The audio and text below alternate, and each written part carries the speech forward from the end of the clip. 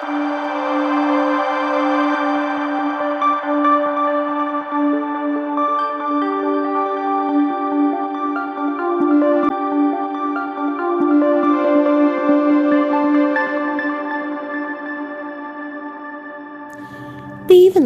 മഹത്വമുണ്ടാകട്ടെ.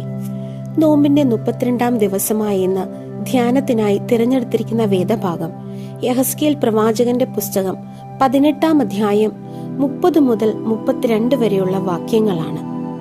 32-ാം വാക്യത്തിന്റെ അവസാന ഭാഗത്ത് ഇപ്രകാരം പറയുന്നു: ആകയാൽ നിങ്ങൾ മനം തിരിഞ്ഞ് ജീവിച്ചുകൊള്ളുവീൻ.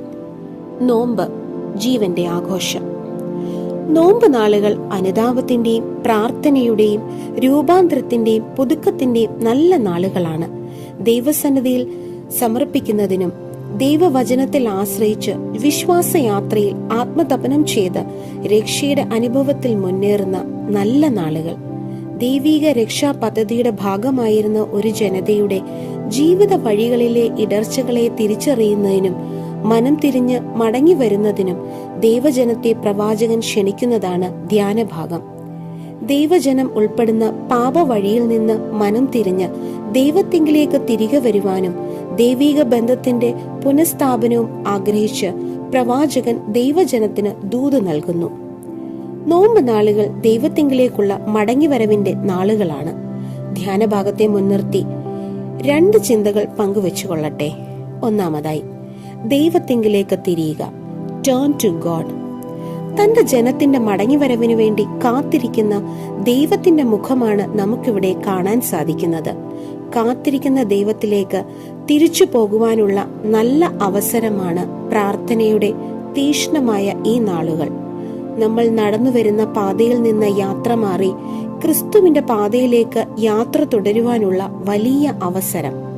യെഹെസ്കേൽ പ്രവാചകൻ ഇസ്രയേൽ ജനത്തിന് നൽകുന്ന ദൂത് അതിക്രമവും പാപവും നിറഞ്ഞ ജീവിതശൈലി മാറ്റി മനം തിരിഞ്ഞ് ദൈവത്തിങ്കിലേക്ക് മടങ്ങി വരുവാനുള്ള ആഹ്വാനമാണ്. നോമ്പിലൂടെ നമ്മുടെ ദൈവം തമ്പുരാൻ നമ്മെ ക്ഷണിക്കുന്നത് മാനസാന്തരപ്പെട്ട് ക്രിസ്തുവിങ്കിലേക്ക് തിരിഞ്ഞ് അവന്റെ പാതയിൽ യാത്ര തുടരുവാനാണ്. ദൈവജനത്തിന് നൽകിയ മുന്നറിയിപ്പ് നമുക്ക് നൽകിയ വലിയ അവസരമായി കരുതാം. നമ്മുടെ നോട്ടം ലോകക്രമത്തിൽ നിന്നും അതിന്റെ പ്രലോഭനങ്ങളുടെ മായാവലയത്തിൽ നിന്നും മാറ്റി ദൈവത്തിങ്കിലേക്കാകുമ്പോൾ സങ്കീർത്തനങ്ങൾ 34:5 പറയുന്നത് പോലെ ദൈവീക ശോഭയിൽ നമ്മൾ നിറയും. അങ്ങനെ നമ്മൾ ദൈവത്തിങ്കിലേക്ക് തിരിയുമ്പോൾ വെളിച്ചത്തിന്റെ മക്കളാകുവാൻ, നമ്മൾ ഇടപെടുന്ന ഇടങ്ങളിൽ വെളിച്ചം പകർന്നു നൽകുന്നവരും ആയി മാറുവാൻ പുതിയ ജീവിതപാത നമ്മെ സഹായിക്കുന്നു. പ്രവാചകൻ പറയുന്നത് പോലെ ഇത് വളരെ വ്യക്തിപരമായ ക്ഷണമാണ്. ഈ വ്യക്തിപരമായ ക്ഷണം ഇന്ന് നമ്മെ വിളിക്കുന്നു ദൈവത്തിങ്കിലേക്ക് വഴിതിരിച്ച് അവന്റെ പാതയിൽ അവന്റെ സാക്ഷിയായി യാത്ര തുടരുവാൻ. രണ്ടാമതായി, ജീവൻ നിലനിർത്തുക, സസ്റ്റെയിൻ യുവർ ലൈഫ്. പ്രവാചകൻ ജനത്തെ ഈ ഭാഗത്ത് ഓർപ്പിക്കുന്ന വലിയ ദൂത് ജീവൻ നിലനിർത്തുന്ന അനുഭവത്തിൽ നിലനിൽക്കുവാൻ ആണ്. ദൈവത്താൽ തെരഞ്ഞെടുക്കപ്പെട്ട ദൈവജനം ജീവന്റെ വഴി മറന്ന് തങ്ങളുടെ വളർച്ചയിൽ ദൈവത്തിൽ നിന്ന് അകൽച്ചയിലായി പാപവഴിയിൽ ജീവിക്കുന്നു. മരണകരമായ പാപവഴിയിൽ നിന്ന് മനം തിരിഞ്ഞ് മാനസാന്തര അനുഭവത്തിൽ ജീവന്റെ വഴിയിൽ ചൈതന്യമുള്ളവരായി നിലനിൽക്കുവാൻ ദൈവം ജനത്തെ ക്ഷണിക്കുന്നു.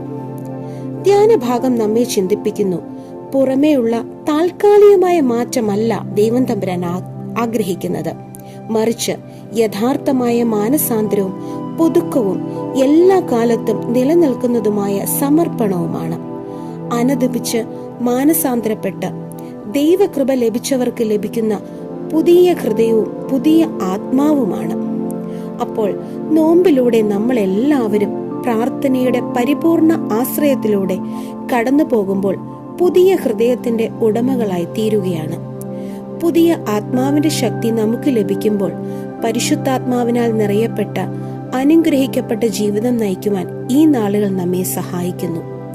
പൗലോസ്ലീഹ കൊരിന്ത്യർക്ക് എഴുതിയ 1-ാം ലേഖനം 5-ാം അധ്യായം 17-ാം വാക്യത്തിൽ ഓർപ്പിക്കുന്നത് പോലെ പഴയ അനുഭവങ്ങളെ മാറ്റി ക്രിസ്തുവിൽ പുതിയ സൃഷ്ടിയായി ജീവിക്കുവാൻ ദൈവം നമ്മെ ശക്തീകരിക്കുന്നു.